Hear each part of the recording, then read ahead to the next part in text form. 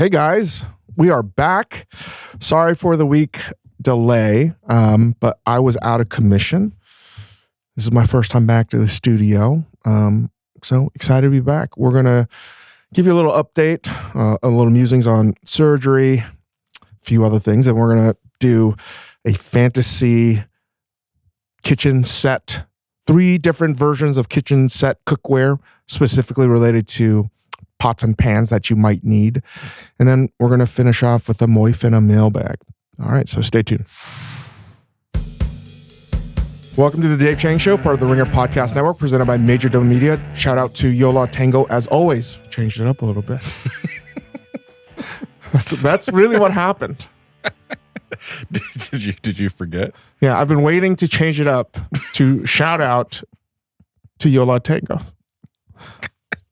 You've changed, man. This surgery changed. Quick reminders, watch full episodes and bite-sized clips on our YouTube channel at The Dave Chang Show. We also have at Major Domo Media, and we also have at The Recipe Club. At Recipe Club Official. And for those that are willing or wanting to join a community of people that can give you some tips, how-tos, or just commiserate and hate on us, you can join our Discord channel. I like how you qualified it like that, because I think an upcoming episode is going to be specifically about how we don't want to join a community and don't want to make new friends. But if you are, Discord's the place. Recipe Club, our sister podcast, hosted by none other than Christopher Yang, is out every Wednesday on Spotify and YouTube. Last week we did movie snacks. This Wednesday we're diving into game day dips. Stay tuned. It's going to get heated. It is going to. Someone's going to win and someone's going to lose. All right. So if you're watching this on Spotify or on YouTube, you'll notice that I'm in a sling.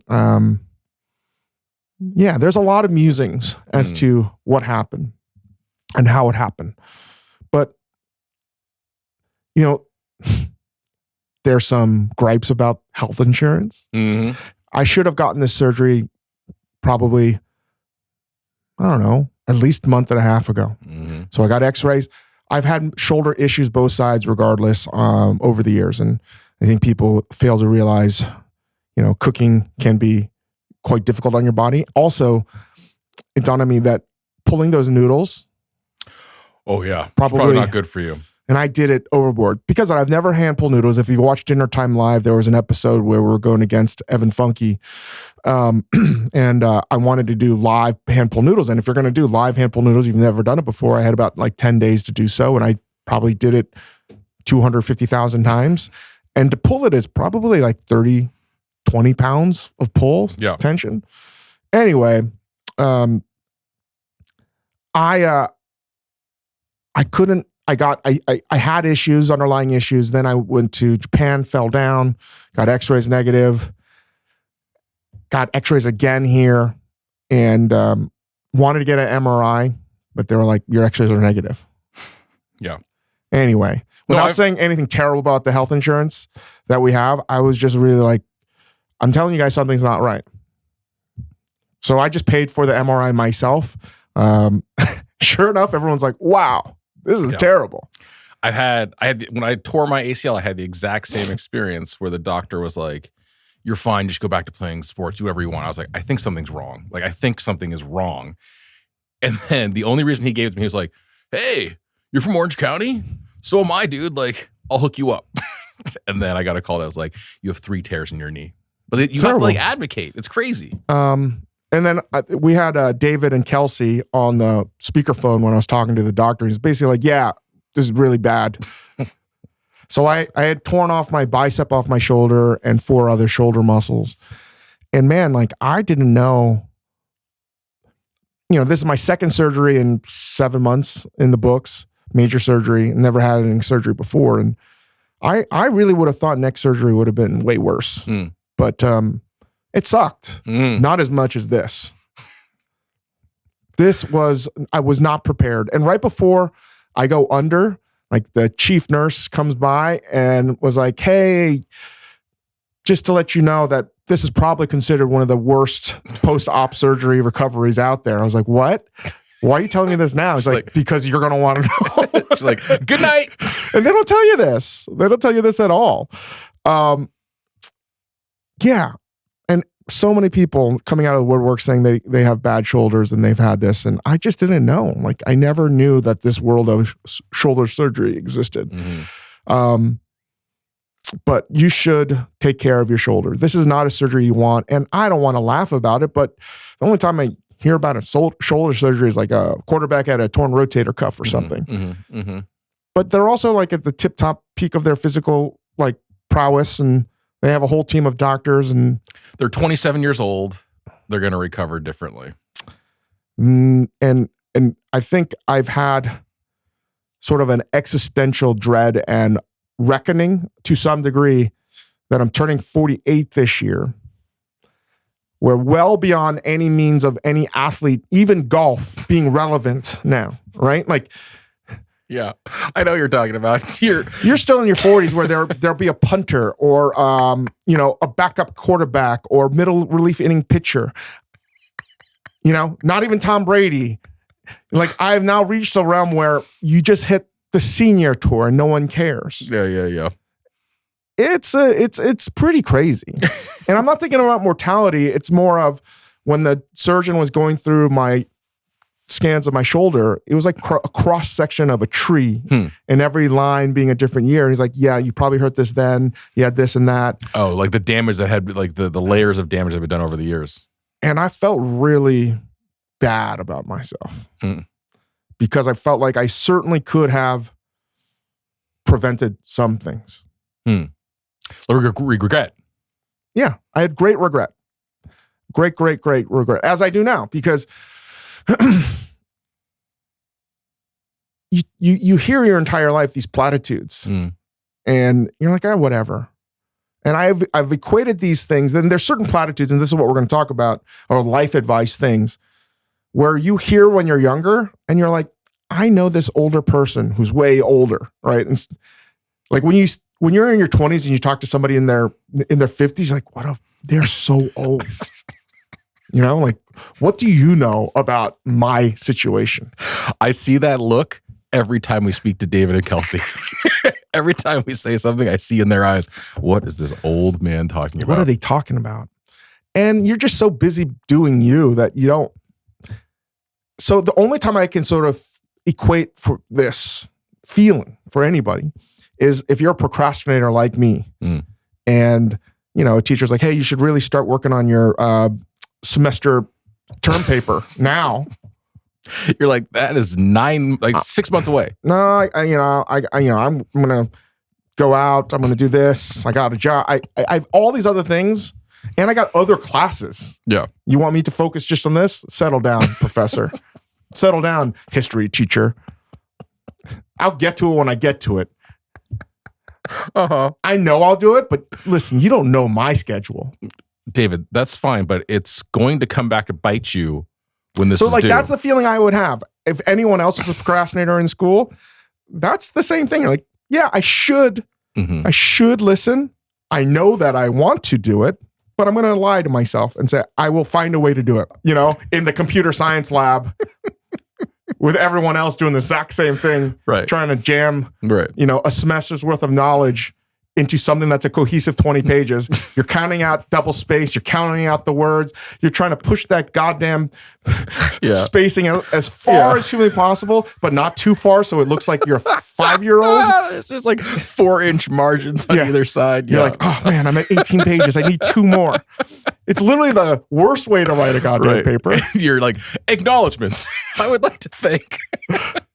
Yeah. Does my conclusion, is it a replica of my introduction? Shit.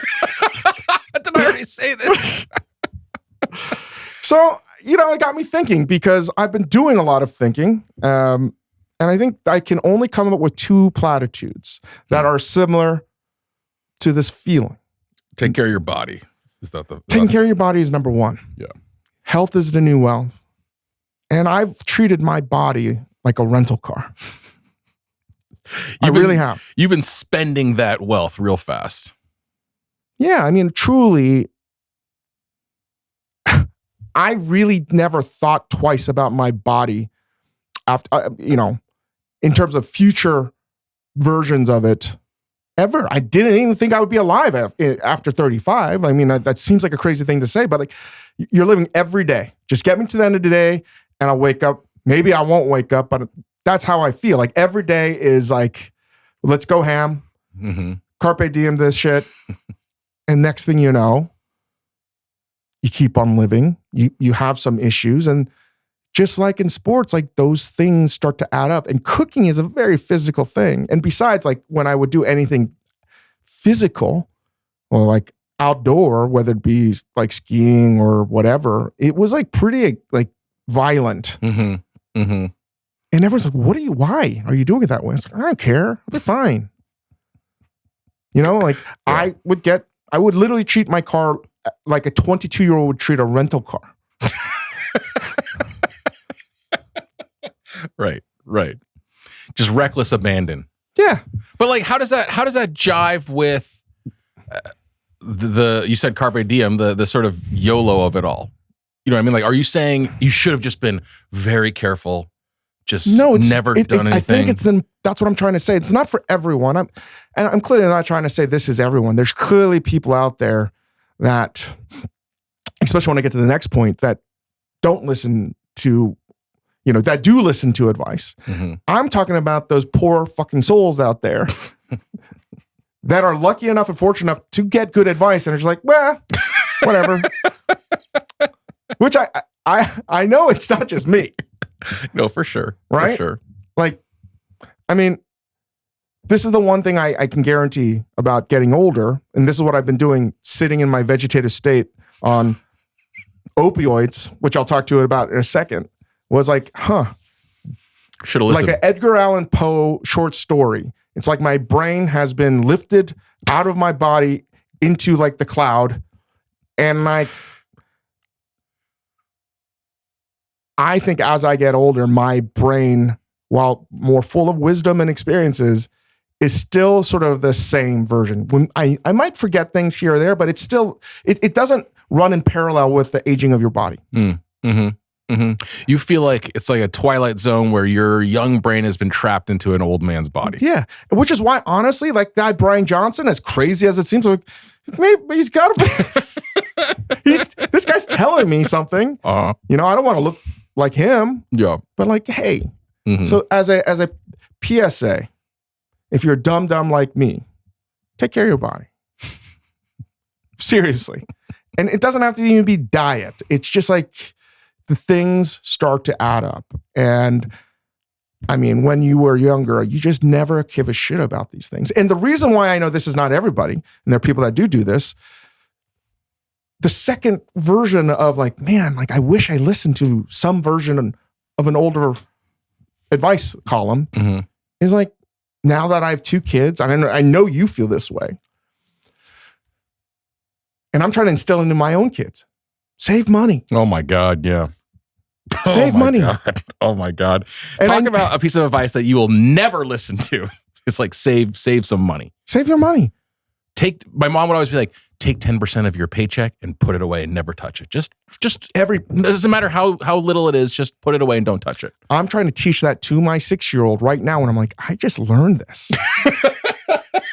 I'm going to play it off, Hugo, like I've been doing this my whole life. I just learned this. No, that is exactly the right analogy. Is like, I was like, why would I do that? That is put away some of my paycheck. That's 2 DVDs I could be buying right now, Mom. Those are going to be worth way more someday. And this is something I know that restaurateurs and chefs feel like too, because they guarantee loans and stuff. You mortgage your future for the present. You just like, I'll deal with that. This is something I would say all the time. I'll deal with that problem when I get there. Because if I get there, it means it's a good thing. Right. It's still a goddamn problem. Right. And man, like the power of compound interest, you learn this in like the 2nd grade.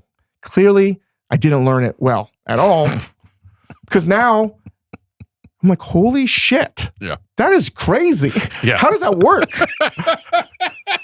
You mean if I put a little away, it grows? And it grows more the more it grows? You mean the thing that's working with me is this concept called time.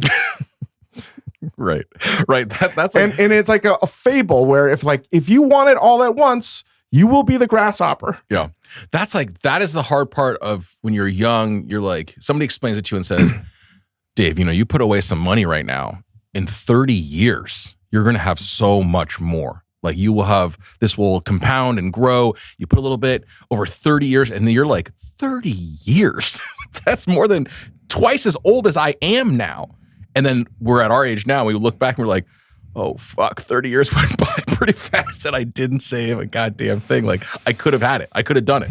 So your brain stays the same, but your body ages too, right? So like, I don't know if there's what the comp is for saving money, right? Like your bank account doesn't stay the same. Yeah, but compound interest is the constant. Yeah. I mean, it's funny because we were talking about sports card collecting, right? Like that's sort of the same thing as you hold on to this. It seems like forever until this will be worth something, but like all you have to do is tuck it away somewhere. It's not something I listened to when I was younger. I was in so much debt trying to finance these restaurants, and my God. But part of that for you and for a lot of people though isn't. I know somewhere in the back of my with the health stuff. When older people tell me these things, I'd always be like, yeah, but like medicine's gonna get way better. Like I'll be fine. They'll have a cure for that. With money stuff, to some extent, and I wonder if the same thing for you is like, I'm not gonna save because I'm banking on myself to like reach a point in the future where like I will hit X success and it won't matter.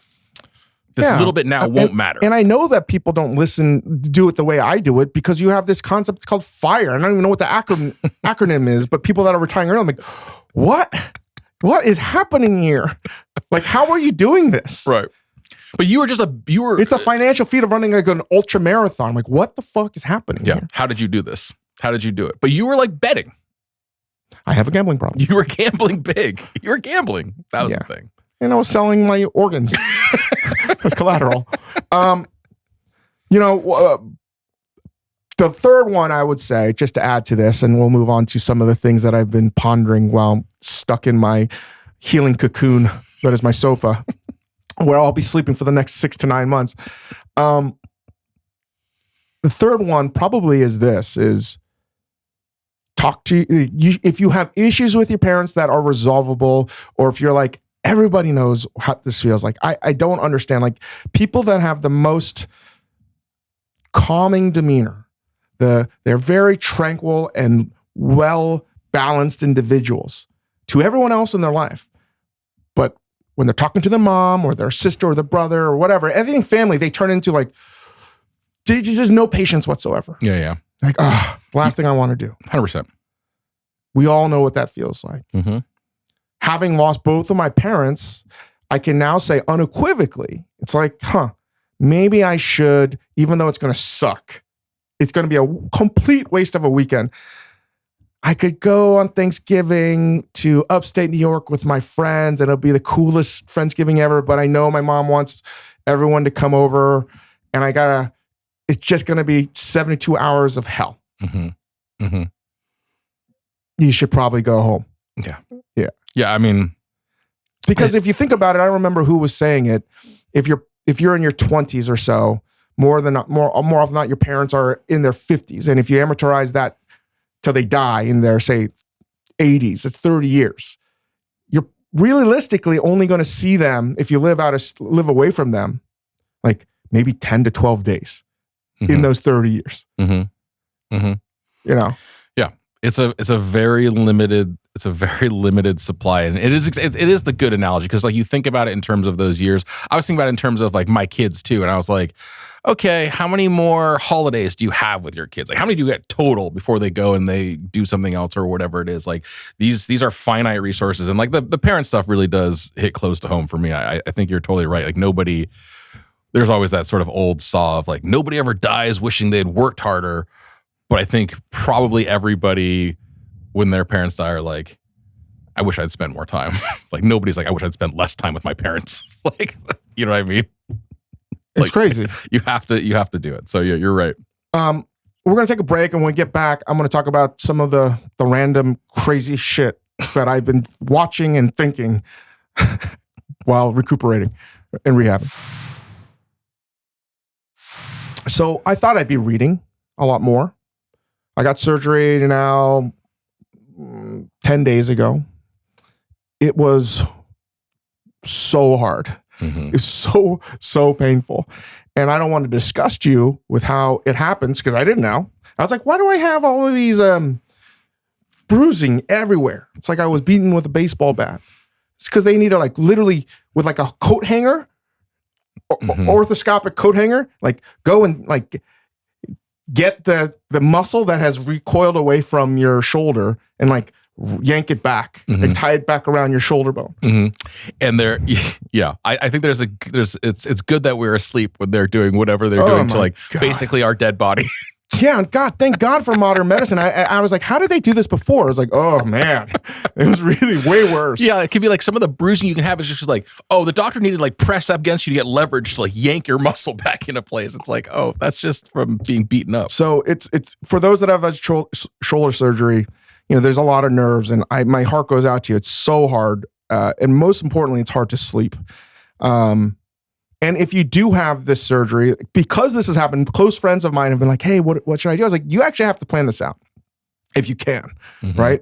If you're, say, partners on work, traveling a lot for the next 6 months, like maybe you don't. But at the end of the day, this surgery was probably one of the most painful things I've ever gone through. I would say pre-neck surgery, that was difficult because of a variety of other things. But this is different. And this is the first time in my life I've taken oxycodone. Codeine? Oxycontin. Cotton. Holy fucking shit. I mean, I was also given lidocaine, which is basically morphine. Yeah. That was fucking awesome. Holy hell. So like they put a nerve blocker, which basically means that they leave like an IV in between where your pain points are. And I get this basically a party ball of morphine in a like a fanny pack. And I can control the dosage. I went straight to maximum level.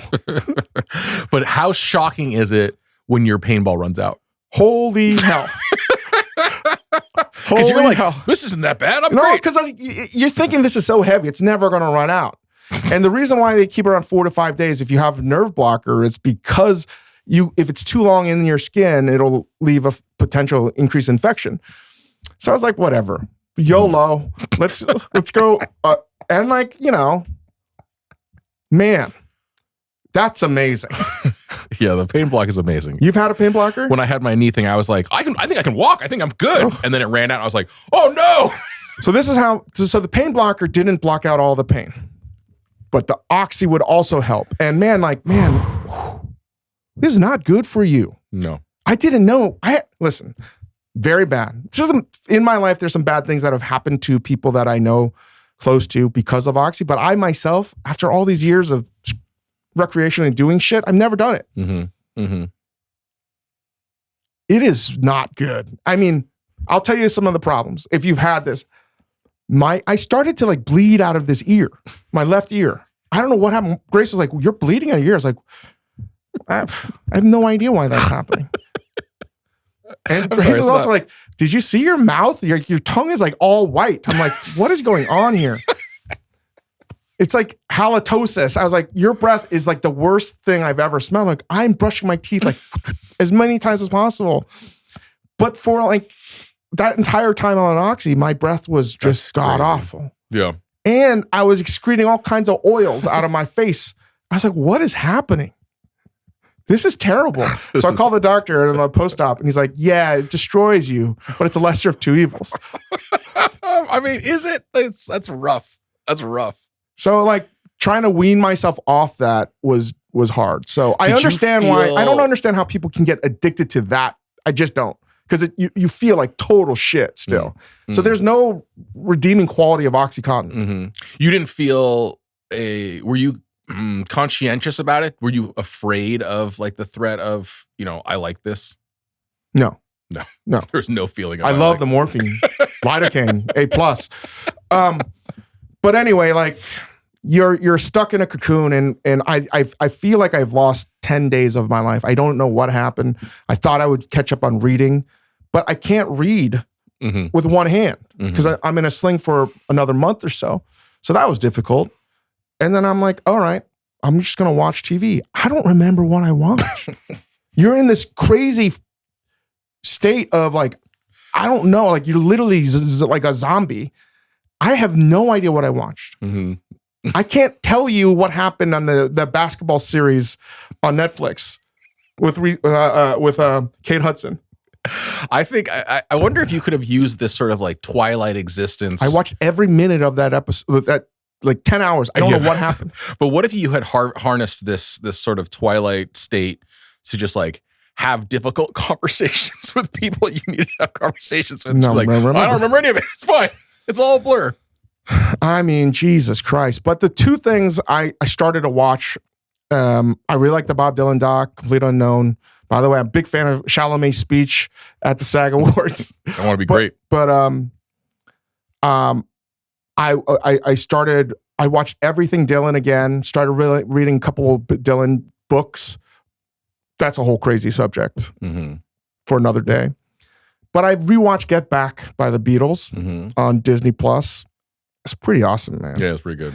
And it's for those the reason I bring this up, if you work as a collaborative effort in your kitchen, and for those that work in any kind of team, but specifically I can relate to those that work in kitchens, this is like, I think it's a must watch. The first two parts, third part, all in, it's like 10 hours. Yeah, it's long. I think it gives you some perspective of the dynamics. Yeah. You know, Paul's basically the chef. Yeah. You know, but it's like in the event of the Beatles in this moment, it's almost like their boss left, and that was their manager. And like Paul's like, nobody voted, but I'm going to vote myself as the new leader, chef of this. Yeah. But everyone knows John Lennon is the most talented. And, you know. Right. And then George's a good sous chef, and Ringo's just like, I don't give a fuck. I'm just here. You're giving me a paycheck. Ringo's just like, I'm here to play. But there's like moments where also George is like, guys, I'm here too. Remember me? But the 2 points I want to bring up is the creative process when they're coming up with Get Back. It is like so similar when you're working with a team. And these are the beautiful moments in a kitchen when you are just vibing. It's almost like when you watch football and you have receivers that know the exact thing that the quarterback wants. You do not have to explain, oh, we need more acid. Maybe we can do this sauce. You just intuitively like this, we're doing this. The jamming session, that was like, that creative process is not just in music. You can see that in food. And I just get goosebumps when I see that. The second part is when they were talking about John and Paul having a real hard talk about each other. And John's like, well, you're a dick, Paul. We don't like you. Those are conversations that chefs have with, I think if you're an executive chef and you can't have that. Yeah. But, you know, and people move and people change. And I think that's just what happened that's just the way life goes, you know? Yeah. I also just think it's one of the most amazing documents for just creativity in general. Yeah, absolutely. I think when I watch it, my perception of the Beatles is always like, you could have done more. You could have made more stuff, but there's no amount of success in the world that can sort of overcome like the reality of it, right? Like in that moment, like it's to create greatness. There's so much tension happening. There's so much at play, and you're on a razor's edge to make something amazing. And you can't just live on that edge forever. Like people have to move on. I also started like, I don't know how, but downloaded books because it's easier to read, and just going over the moments where the Beatles and Dylan overlapped is pretty crazy. The crazy time. And like, honestly, how much they actually wound up hating each other. I know nothing about this. They hated each other? I mean, that's how I take it. Like, or Dylan was like, it's pretty cool. Yeah. I see that a lot in the culinary world, where you have established chefs that are sort of getting to know each other, and it's so much love, but it's also, they don't hate each other. It's love and hate. It's fascinating. So I highly recommend learning that dynamic. especially from Dylan's creative process. So I'll just leave it at that. But I didn't know Positively 4th Street was just a trolling of the Beatles. I'm picturing you on all these painkillers, just watching like an old episode of like Bluey, and just thinking that you're watching these documentaries. And here's the deal: I don't even know if I watched it. That's what I'm saying. I'm staring I at was a just wall. on a whole other planet. We're gonna take a break, and then we're gonna get into, actual useful stuff. So, being stuck in bed, I have only the past 48 hours gotten out and went to a friend's house so my son could have a play date, and I was just sitting doing nothing, and I just looked at what was on their kitchen counter, the pots and pans they were using. And they are very mindful about health and everything else.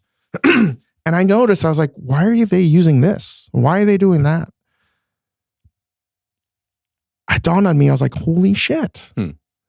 We have that great podcast with Dr. Blonder, which probably have a link where you might be able to listen to it again. During the pandemic, Dr. Blonder basically goes through all the aspects of nonstick cookware, what you need, this and that. But I feel like we only recently learned that too. For sure. For sure, there are so many misconceptions sort of specifically about nonstick and Teflon. We had started this rabbit hole with the microwave things and plastics and all of that. But yeah, there's, we've been doing Recipe Club, and I find myself sort of explaining it all to all of our friends who come through the studio. Every time. Like super well-informed cooks. Like they're still very curious and very confused about it. And it dawned on me like how many things in my life that at some point you do believe marketing, no matter how much you might question everything else. And my friend was like, but isn't like ceramic good? Because they had all the ceramic shit. I was like,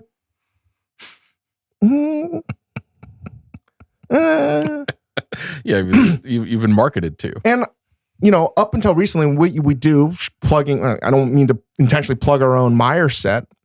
I think never cooking really on a daily basis with any kind of cookware at home. But now that I've done it, I can say unequivocally now, I don't like cooking everything in nonstick, but you need a good nonstick. You need a good nonstick. But all of this knowledge only makes sense to me or you or people that are in food. And I just think the average consumer may not get it or may not understand. Where do they trust and what do they do? And after 5 years now of cooking with this stuff, it's like, how do we advocate and tell people that want to like have the right shit? Yeah. And I don't know, it's wire cutter. It's like, it almost doesn't make sense as to what's out there. And I don't think you need to buy a full set of shit. Well, so this is interesting, right? Because most people will buy their cookware in a set, whether it's a 6-piece set, a 10-piece set, a 12-piece set. And all of our friends at Meyer have always sort of taught us, some of the sort of marketing gimmicks to these set sizes. Like everyone says, a 26-piece set, that must be the best set, right?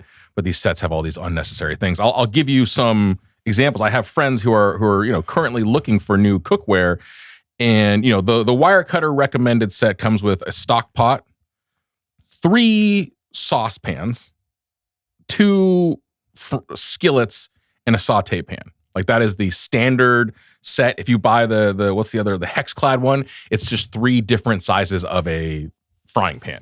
Like, so these are like most people are buying in sets, and you're getting whatever sort of things come in the set. Exactly. I would say first and foremost, nonstick, some kind of nonstick pan is totally safe. Where it potentially doesn't get safe is if you just start using metal tools on your pan. Okay? Like, I don't know, as a comp with anything else, like, car is safe unless you drive it into a lake. You know what I mean? Like there's things that but people may not know these rules. Right. Well, no, it's like, it's not driving your car to the lake. It's like your car is really nice. You wouldn't wash your car with steel wool. Thank you. Right. And, it's just like, I don't know, but all I know is like, if you use your nonstick pan and treat it like a nice car, it will last a long time. And it is patently safe. But like, if you scratch it all up, it's like, I don't know. That I have no idea. So most people don't know still that you need to use silicone or wood. But how would they know? Yeah. So I would say first and foremost, it's that. Second, the other thing with nonstick cookware is you can't cook it over really 450 degrees. They say 500, but you don't want to use it on high heat. I didn't know that before we started working with Meyer. I didn't know either. And Heston. Because I remember when I first got like nonstick cookware, I was like cooking everything. In the beginning of the pandemic, I was cooking everything. Just searing in it, just doing anything. I was like, amazing. But the reason is you start to lose those properties that make it special. Mm-hmm. Ceramic oftentimes is a spray coating and it loses, no matter how well you treat it, its nonstick properties. Mm-hmm. Again, like some people love it. I think that HexClad concept makes sense in theory because one of the things that degrade nonstick coating is metal cookware scratching it up. And the HexClad is almost chainmail that prevents that from happening. So I understand the beauty of that, but I just think it's hard to cook in, and that's just me. So, okay, we have that. And it dawned on me as like, if you cook once or twice a week for yourself or your family, like, what do you actually need? And I think having a full set of nonstick cookware is great, but let's not talk about that. We're talking about essentials here. And I think there's 3 phases, and clearly there's exceptions to the rule. But number 1, you need a stainless steel pot. Okay, so this is if we're living in the world where Dave Chang can assemble his fantasy cookware set lineup, this is level 1, your essentials. Yeah. And who is this for? People that cook but know nothing about food, or like somewhat. I don't know. What do you think? This is not your sort of like, I'm a high level home cook who's gonna smoke my own brisket and make my own, like this is like a utilitarian. I cook at home, but I'm not very good. I make pasta most nights. Simple foods. I think you need a pot to boil water in where you can put pasta, like spaghetti. Okay. So that's stock/soup 4-quart, whatever that size is, where you put like thin spaghetti into a pot and you can cook a full box of it without it overflowing. Yeah. Right? You need that. That's 1. 2, you probably need another small, I would say doesn't have to be stainless steel. It could be, or it could also be non-stick, as long as you don't scratch it up, right? 2-quart sauce pot. Okay. Right? And that would be for making instant noodles or momofuku noodles or whatever. But I would probably keep that to stainless steel. Boiling eggs, like that kind of stuff. Is your large stock or soup pot nonstick? No. Never. Stainless steel. Why? Because you're trying to bring it to a boil. Right. And that temperature is going to ruin your nonstick. You definitely need, again, at the basic level, a nonstick pan, 12 to 14 inches. Frying pan. Yeah, saute pan, fry pan. Like, or it could be a griddle as well, because people like to use that for the no edges, so you can cook bacon and pancakes. I think you need a sheet tray, for your oven, or if you don't have a sheet tray, if you have like one of those toaster ovens, what are they called? Toaster oven. No, oh my God. Yeah, toaster oven. No, it's not a toaster oven. That's a toaster. Is it a toaster oven? A toaster oven is the one that you can open. It's like a little mini oven. Yeah. If you have one of those, it comes with the thing. You don't need. Yeah. It comes with its own little tray. And you need silicone tongs. Tongs. You just need silicone cookware. Yeah. You just need it. I just don't know how to express that enough. And I think at the most basic level, that's enough. So that's going to cover you for pastas. It's going to cover you for soups. You're going to make eggs and bacon and breakfast things in your nonstick. If you're going to roast something, vegetables or chicken or whatever, you have your sheet tray. Yeah, we're not talking about everything. We're just talking about pots and pans. Clearly, there's air fryers, there's microwaves, the whole world and universe attached to it. This is cookware specific. So that is the entry level essentials. Yeah. I think the next level that you would want is clearly everything we just described. The 2-quart pot, the big soup stock pot, nonstick pan, sheet tray, tongs. This one is same thing, like a geometric proof given. What would they like? How would they say that? Yeah. If A, then yeah. No, what is it? Yeah, it's I forget how it is. But anyway, it's also I'm also loving this as like a QVC segment where we're like, if you get to the premium, you're gonna get everything from the essentials plus what else are you gonna get on top of the essentials? Yes. So what comes this to is where level I would 2? say like a non-stick wok makes sense because of skill level. So much of this cookware, this is where it's hard to judge. All this cookware can be great, but do you have the skill level to execute it? Right. Or to maintain? And the reason I'm going to say a non-stick wok is twofold. Because it sort of defies the purpose of why you would have a wok. Well, number one is you don't get wok hay. I was like, no, you're not going to get wok hay anyway because you're not cooking it at the temperature you would want. So thinking that you're going to get wok hay on a regular wok in a home domestic kitchen, it's just not possible. It's like saying, I could drive this car fast enough it can go to outer space. Like, yeah. Theoretically, it's not possible though. No, it is. No, it is like, I'm going to buy this McLaren because it can go 200 miles per hour. There's nowhere I can do that. I can't get on the freeway and do 200 miles an hour. Wok is great. You should buy Kenji's wok book. It is truly terrific, right? But what I think about a wok is, since I use it a lot more now, the one reason I choose not to use it is if you don't cook with it every day. Because a wok was designed so you don't use anything else. It becomes basically your only. If you can do it that way, do it. It's amazing. Having to maintain it is a whole nother story. So I would also put into, do you want to use things like a carbon steel pan, a cast iron pan? All great. But the maintenance is a motherfucker. Yeah. So that's why I think I don't put this in the second tier category as much as I'd like to. And if you're in that level where I would say, let's just say, most amateur, middle experienced cooks, amateur, a 4 on a major domo scale, a non-stick wok is great because you're going to cook it over medium to medium high heat. And that's good. And the reason why it's such an easy cleanup, I'm not trying to plug our own shit, but our wok is awesome. Yeah, it's amazing. I think you need a small 1 quart pot. Mm-hmm. And the reason is you can now cook mac and cheese for your kids. You can reheat soups and things. It's just not something you definitely need, but I would have. And this is where, if you wanted to buy a full set, it's probably a good idea to get a full set to add on to some of the things you already have.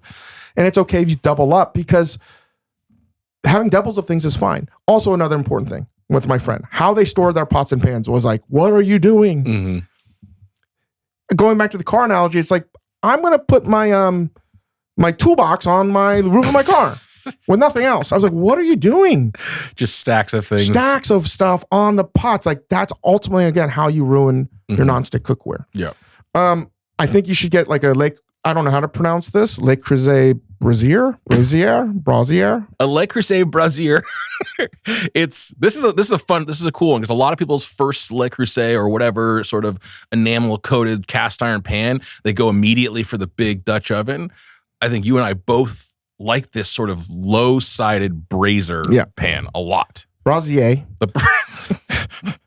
The Brazier is great because I love Le Creuset. I mean, that's not a surprise. I love it because it's enamel. If you get it chipped, if it once it gets older and broken in, it even looks cooler. Yeah. It's completely there's nothing toxic. It's healthy. It's awesome.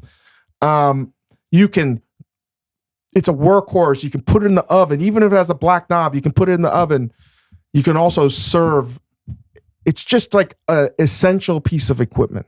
Yeah. And then the next thing I would say is a 14-inch stainless steel pan. Oh, by the way, going back to Le Creuset, I am not a fan of the black enamel. I wouldn't say don't use it. I prefer the classic white enamel more than the black enamel. We have it. It's a griddle. Right. They have it on a lot of griddles or pans, saute pans, which is basically their version. It's like a cast iron pan. Yeah. I think it's harder to clean. And it's ultimately the white is the way to go. White is the way to go. My only thing with anything cast iron, I love it. They're great. But in restaurants, if you're working a fish station, you might have a stack of carbon steel pans. That makes sense. Because you're using it. It's the only pan you're using. So I do think you need a 14-inch stainless steel pan for searing meats, steaks, things like that. Yeah. So this is you're not really doing any of that with the essentials. You move up a level. You're trying to do that. I would also say it is for anybody who's like, well, I'm a very good cook, so I only want the top level, the highest level that Dave's going to describe. It's not just skill level. I think it is also like, if I'm going to get a wok, that is to me, I have more time in my life to be doing the things I want to be doing. I don't have time to cook and maintain my wok. Therefore, I'm not going to do it.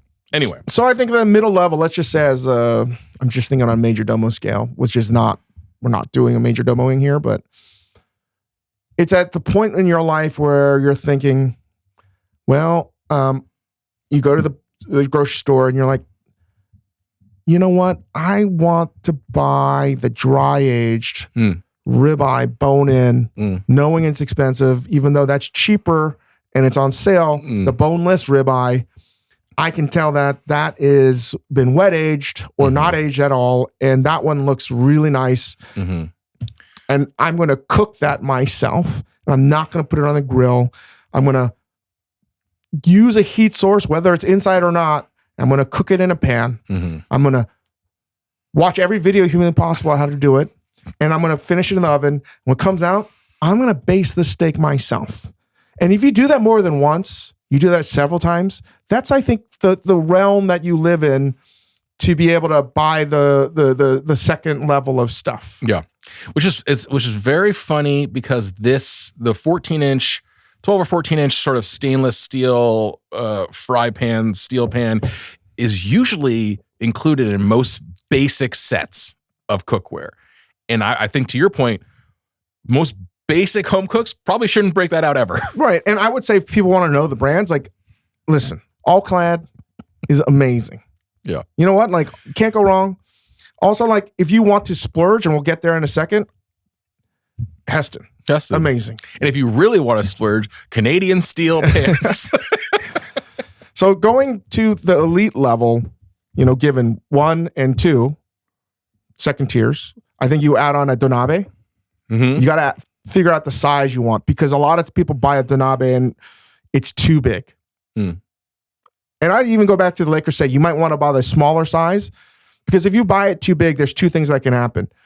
I know my wife never uses it because it's too heavy. And number two, you're like, well, this could feed like 12 people. Yeah. Make sure, don't work, like, try to buy the size that's going to be the right amount for you. 100%. And people don't know that when they buy it. 100%. You actually, there's like maybe 3 or 4 different sizes. So make sure you check that. This is where I would say, this is when you want to buy it, level 3, a Le Creuset, Dutch oven. Yep. Right? Or some kind of great Dutch oven that's enamel coated. Yeah. Same thing. Cast iron Dutch oven's great, but it's hard to like make braises and stuff in them, which is why you want an enamel coated Dutch oven. And there's a bunch out there. Staub makes them. You just want a good Dutch oven that's enamel lined that you can cook on the stovetop, also put in the oven. Yeah. This is where I think you'd want a carbon steel wok. Now it's time. A carbon steel pan. It's the one where you're like, I got to brush it off the dust because I have to like cook a couple things that I need this. You now are like, if you're a golfer, you're like, do I really need, that L wedge? Yeah, totally. Right? Do I really need a 2-iron? It's the 2-iron of the kitchen. Just you got to really know the occasion and the reason to break out this club. Yeah. There's no reason. Do I need like a 7-wood? It's like, yeah. If you happen to have moments and you know the reason for that. And you know how to use the damn thing. Right. Like, it's a great analogy. So like, carbon steel wok makes sense because there are going to be times where you're like, I need this. Yeah. I need it. Like if I'm doing like, I need a high heat, because you can still get high heat on your stovetop. Not that I need wok hay, because I want to do stir fry or I'm frying tempura. There are things that make sense. Carbon steel, I've been cooking so much in that. We've talked about that with the Kirkpatrick. It's amazing. My wife, who's now cooking more for her kids, she, unfortunately, on a skill level, I wouldn't recommend cooking eggs. Yeah. So there's two things. Like you watch a video or something on social media, or like, just cook your eggs in stainless steel. Bullshit. Or a cast iron pan. Like, no, you can't. You can, but that skill level of cooking, say, let's just keep it at scrambled eggs in a stainless steel pan or a cast iron pan of some sort is very high, I would say. Wouldn't you agree? Yeah, for sure. And the social media thing is a great point because you're like, look at that. As long as I have a carbon steel pan, the eggs are just going to slide around in there perfectly. And then you go try to do it yourself. And you're like, wait, what the hell's happening here? And you need ripping high heat where that effect happens where water basically levitates on it. You need to add a high smoke point oil. If you add butter to that, you're done. Yeah. You need clarified butter, but I don't like clarified butter. You need a neutral high smoke point oil, and you need quite a bit of it to actually make it work. Yeah. I just can't see. You basically need, I mean, it's the things you're talking about right now are, you basically need to be comfortable with a bunch of things that home cooks are uncomfortable doing. Super high heat, lots of oil are things that when I watch my wife cook who's like not experienced at all, it's high heat is scary. A lot of oil is scary. Like all these things that you're not going to be comfortable doing. And I'd also say if you want to cook that way, you need a heat source that's even, right? Because if you have cold spots on your stainless steel pan, that's where it's going to stick. And that's when you're going to like, God damn it, I don't have a steel sponge. Fuck. Yeah. This is going to take forever to clean up. Yeah. So no, like while it makes sense in theory, I do think it's a higher level of skill cooking. And I can't recommend that to everybody. I don't give a shit what Wirecutter says. Like, this is the best fucking pan. Like, no, everything has a situation, much like a 2-iron. 2-iron's not for everybody. Yeah. So, and to finish it off, getting into copper cladded and stuff like that, like I know without a shadow of a doubt, if you want to splurge at this level, you need to buy all those things. You don't have to. But like, I think Heston copper cladded pans are the best goddamn pans you can buy. Like they're so good. Like cooking with them in the studio is like a real pleasure. Holy hell. And if you're a chef listening, and chefs and cooks really love their sheet pans and sheet trays, the Heston sheet pan is unbelievable. Unrivaled. It's crazy. Unrivaled. It is, or just like so if this is a sheet tray, right? Like cooks in a professional kitchen will have like a C fold in there and they're cooking and they're using their spoon or whatever and they're putting it on the tray to drain off the excess liquids and fat and then bringing it to the pass so they can be plated. These are little things that make a huge difference to your overall state of mind and how you cook. Like when you have a nice, heavy tray, it feels mise en place tray, it just changes your entire mood. Yeah. It absolutely does. I mean, the only, for that kind of thing, it's great. I would say if you're a cook or a chef in a professional kitchen, like they don't fit into your speed rack. It's not your speed rack sheet tray. This is like your mise tray, your spoon tray and things. Yeah, it's not something you cook with. It's something you use. Yeah, exactly. And man, they're so nice. It is one of the greatest culinary things humanly possible. So anyway, I'm sure we're going to continue with this, but it's dawned on me that we probably need to brush up everybody on the science of nonstick and what to buy and how to buy it. We're going to take a break. More MOIF and Ask Dave. All right, Christopher. So we got a MOIF and we've got a few emails from our listeners, some things to get into that we've talked about in the past. But first, I want to get the Dave Chang list of commandments when it comes to emoji usage in textual communications. It's a good question. I have to admit, I think that emojis are you cannot use them in an email. No emojis in email. Why? I don't know. Unprofessional? I don't think it's unprofessional. I have no idea why. I tried it once and I felt wrong. I felt like I broke a law. They do seem funny in an email. You're doing something wrong in there for sure. Everything could be condensed where you don't say like it's a reply and you don't say, hey, thank you, blah, blah, blah. It's just like to the matter of fact, like, great, I'll be there, or I'll deliver this. And then, you know, and you don't even say your name. It's fine. Like, it's either super formal or extremely informal on an email, right? I don't know for the life of me, but putting an emoji in an email is just wrong. It's so wrong. It's like, you know, having a child in a car seat without a car seat. It's like wrong. You do not do that. You don't leave a child unattended anywhere. Yeah. You don't do that. I just can't. And I got to say, I tried it. I did a big thank you because I'm a big thank you guy. What emoji did you send? Thank you. What emoji? A thank you emoji? Thank you. Because now if you use your iPhone and stuff, everything is like, it just tempts you. Like the devil, like, yeah, it's there. You can stick one of these in. Yeah, it's there. You could put a LOL. Ha, ha. You know, it's a lot easier. And you went for it. I went for it. You felt... I don't know. Now you were, I will say. I think that if there is a proverbial true heaven, this would be my defending my life moment. You're like, David, remember that time you used a thank you emoji? You're like, it was just thinking a one-time thing. It was just a brief transgression. Now you have also, I've noted, maybe not so much anymore, but at least for some time, you were a big fan of the memoji, your sort of animated self picture you would send every now and then. Oh yeah.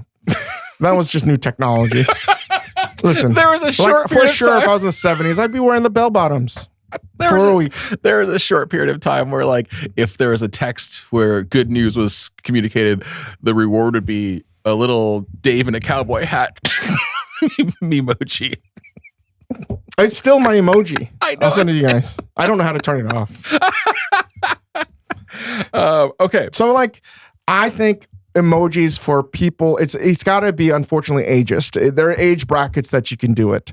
And all I know is that I feel like myself, the only emoji you can do on text messaging is, for me, thank you. Thumbs up. Or the laughing thing. The laughing ha ha ha. So these are the reactions.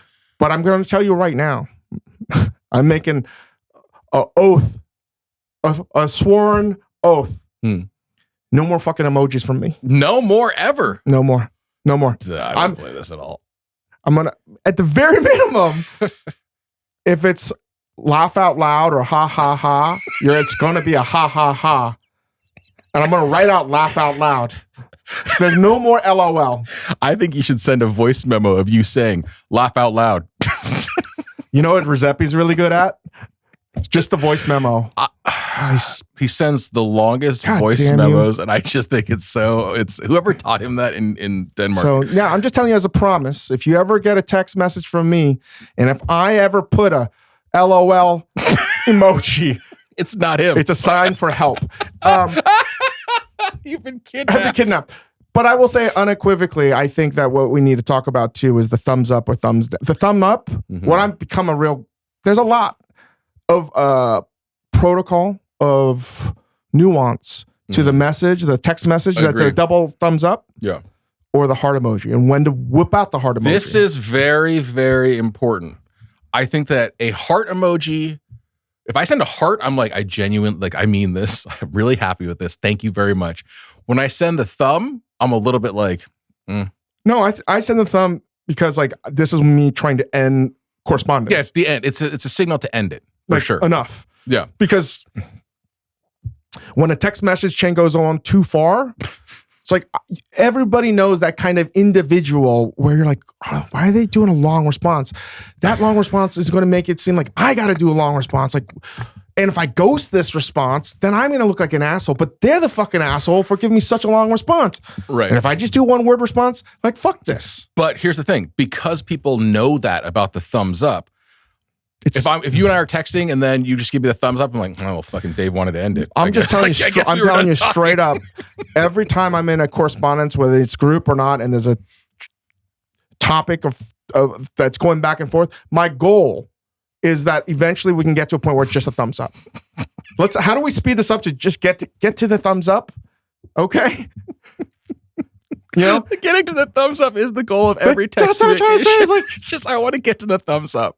she said, let's get to the thumbs That should up. just become like, it should be port that into like real life when we're on a Zoom meeting or something. Be like, can we just get to the thumbs up here? We can get to thumbs up. We're thumbs up on this. Okay, great. So I guess the question I have is, where and how to use the heart emoji? The heart emoji. Well, so in that, the heart emoji can also be an ender, But also can be a what are they trying to like emote here, literally? Like, what are they trying to say? Because, you know, in a platonic relationship with an individual, whether it's business or friend, like, we're not talking about anything romantic, right? Yeah, this is just, yeah. So when somebody puts a heart emoji, it's a weird thing. Do you think? I think it's a weird thing. And I know, knowing that because I do it all the time. Wait. Because I'm trying to, again, emote. Why is it a weird thing? So if I send, if let's say we're texting on a group chain with our producers and Kelsey is like, heart emoji, are you like, uh-oh, that's weird? I know, I asked, like, why a heart, not a thumbs up? Because I think... Because she's now in a position where I think she's trying to say, like, as an emphasis, it's like a triple thumbs up. It means something more to me. I care more about this position. Yeah, I think that's true. Right? That's true. That's what a heart means. So, like, I have to ask, like, why the fuck would they put a heart? Well, you got to be a little sparing with it. If you're just throwing your heart out there left and right. I know. There's a lot of unwritten protocol here. For me, the heart is, I want to end this, but I know the thumbs up is a little rude. I'm going to give you you know what it is? I got it, Dave. The heart is the usted. It's the formal version of the thumbs up. It is like, I mean this with respect. No, but I just feel like I just used it today with Kelsey because I was like, Valerie quit on us, right? Victoria. I mean, Victoria. I'm we on don't even remember drugs. your goddamn name. Victoria, one of our producers on there, quit on us. Yeah. I was like, oh, she must have put in her a request because she's like, I hate these guys so much. Yeah. And I asked, like, did she do it because I called Victoria Valerie? And, you know, it was a correspondence. Yeah. And Kelsey said no for other reasons that are completely unrelated. I didn't do a thumbs up. I gave a heart. So let's unpack this really quick. I mean, why a heart and not a thumbs up there? Because it was like, oh, yeah. I feel like I have a emotional. feeling I feel about this. positively good about this. Yeah. The thumbs up means okay. Yeah. It's okay. Which would be inappropriate there, actually. The heart is like, So if I was an Apple developer, I would probably try to increase the immediate emoji cons. no, because I think the limited number is why we have assigned meaning to them. So basically, and we're going to finish this off and we're going to get into the Ask Daves. We're going to do a listener submission. If you're old enough and you've played Tecmo Bowl, right? For those that know, I think it's the greatest football game of all time. Sure. And it's also the greatest study of getting to understand your opponent because there's only 4 plays and you're trying to match. It's like, you know, rock, paper, scissors. You're trying to bet on like, how well do I know this person? They know that I know that they know that they might do this. 100%. Right? This is what... Because it's limited, it is loaded with meaning. Yeah. How can 2 goddamn emojis emote that much meaning? It's amazing. Yeah. I don't think I've ever sent a thumbs down. I don't even know what the thumbs down's for. I don't know. I don't know what it is. I'll send you one. All right. We got a couple Ask Daves really quick. This was in response to a recent podcast that we did about the lies we tell ourselves, mostly eating related lies. Things like, I'm not going to eat these leftovers, or I'm going to eat these leftovers tomorrow, and you eat them as soon as you get home. Quinby wrote in to tell a few more lies. I want to see if any of these resonate with you, Dave. I'll start eating healthy tomorrow. Every day I say that. Right? And that's a good one. I feel like that is an everyday lie. Here's a good one. Do people that are skinny and healthy ever think that? I'll start eating healthy tomorrow? Yeah, you know what I mean? Like, is that like No, I think they're like, I'll start enjoying my life tomorrow. All right, here's one. Let's say you're out to dinner, and I think Quinby here is saying, I'm just going to order a salad at dinner at this restaurant. That's going to be my meal. I'm going to eat something healthy at this restaurant when in fact I know I'm going to go home and eat more. I feel like I've done that too. Haven't you? Yeah, constantly. The eating the salad at dinner justifies the later eating. Or it doesn't have to be salad. Anything like super, super light. And you know what has really compounded this kind of lie? Intermittent fasting. Oh, yeah. Oh, I didn't eat lunch today. I didn't eat breakfast. Doesn't mean you can eat 6 slices of pizza. Wait, but I genuinely thought that's what intermittent fasting meant. If I don't eat for 16 hours or whatever, then I have a window of time to eat anything I want. Yeah. For example, the other day, as I was coming out of my opioid haze, we ran out of time. We ran out of time because the kids were hungry and ordering pizza from a different pizza shop wasn't happening. Like Domino's was going to get there quick. Domino's has a new pizza, stuffed crust. It's very good. It's very, very good. This happened to me. And I gave the kids, I literally did this to my kids. This is terrible. So we have a large pie and a stuffed crust medium pie. I push over, they're eating the large pie because I'm like now eating the stuffed crust to myself. Yeah. And I ate half of the pie. I was like, that's good. I had half the pizza. It's like, I'm not going more. That's good. That's good. Right? You know what I mean? It's like, I'm not going to go past the half line. This is the threshold. It's like it doesn't matter if it was a small pizza or a large pizza. If I was eating by myself, it's like, God damn it, Dave, do not go past the semi-mood right. semi-mood phase. Do not, do not go to the crescent mood. For sure, whether any sort of circular shaped food, you're like, half. I gotta stop at the half line, and then I'll take the knife and I'll be like, well, just a little wedge into the second half. Just because I stopped at the halfway mark doesn't mean that I did a good thing. Just because I ate half the pizza, is like, congratulations, Dave. I like pat myself on the back. It's like, I only ate 4 slices today. They cut them small. Yeah. We have another email unrelated to this from Shannon Z. We had a conversation where you were talking about the spork as an underrated invention. And Shannon Z, this is mostly for people who are watching this on YouTube or on Spotify, because you kind of got to see this picture. Shannon sent us in the ultimate spork found at a seafood restaurant in France, the elite tool for a seafood tower. This is upsetting to me, this little spork. Take a good look at this. Does it make you feel like you've watched something wrong? Yeah. Right? That is almost like borderline like unholy. You've like stumbled into like a dark web link that you shouldn't have seen. It does make that, it's just wrong. It's like it is a spoon. It almost looks like it's like hand hammered or something. And then the spork part, the fork, the little tines just look like a gross little growth coming out of the top of this spork. What do you think? It's like a nightmare Salvador Dali. What do you think? Let's give this thing the benefit of the doubt. This weird spork that just has 4 tiny spikes coming out the top of it, like one of those things they put on buildings to keep pigeons from landing. What do you think what is the functionality of this thing? I don't know, but it does not make me feel good about myself. It really does make me queasy and uneasy. I'm serious. Like, I don't know. It's like hard to look It's gross. At. So we have found that's it. It's gross. It's gross. It's gross. Yeah. So not all Burn sporks. Not all sporks are underrated. All right.